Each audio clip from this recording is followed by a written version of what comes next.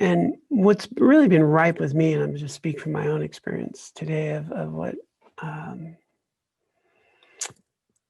I think gets missed, it just gets missed so much, is that I'm always contributing to my experience. So I'm going to throw out a new analogy today. If we're making soup, right? My wife made a nice soup the other day. And, she puts in different ingredients. And I noticed she calls it a sort of Costa Rican bean soup kind of thing. And she said, well, it's really not from Costa Rica, and it's not really this or it's not that, but whatever. It's got this idea of what those flavors would be. And so she started with these ingredients, and she cooked it down. And then she thought, well, I'd like a little more taste of this. So she added something else, and then she'd add something else. And then a little while later, she's back at it. Wow, what if I add this? And so she's achieving a particular taste that she likes. And she's doing that by adding ingredients, consciously adding ingredients, thinking about what would bring about a particular flavor.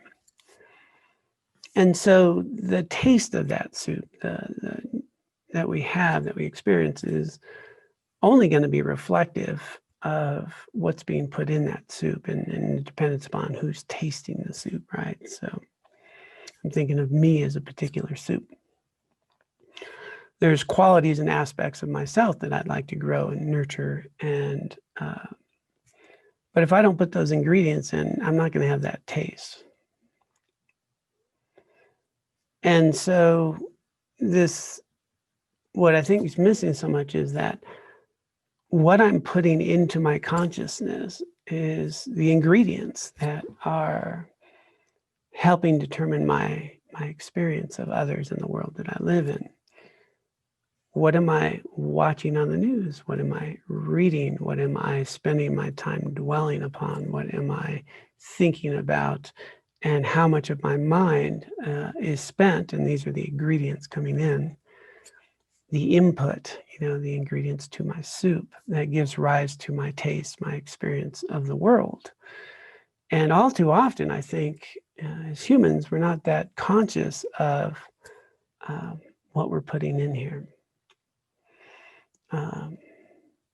There's within the 7-point mind train, this avoid poisonous foods. And, it's really, are we doing things that reify, make, a sense of self in an inaccurate way or not? But, I think of poisonous foods as toxic consciousness and thoughts that, thoughts that are toxic to our consciousness. That's what I meant to say. So thinking about poisonous foods as the types of thoughts and images and things that I allow my mind to dwell on or put in. So could be as simple as, watching certain TV shows that, are going to promote an idea of lust, greed, violence, whatever. Could be entertainment. It's a TV show. It's not my life, but that's the kind of things that I'm putting in my mind. It could be, of course, a lot of news, and then I get on the people who talk about the kind of news that I like, and get that worked in there. Could be Buddhism or religious thought or prayer. Well, that's a different kind of food, right? Might be, going to give a different taste. And so, what am I putting in? Right? What am I putting in? So that because how I'm experiencing the world is dependent upon, my conditioning.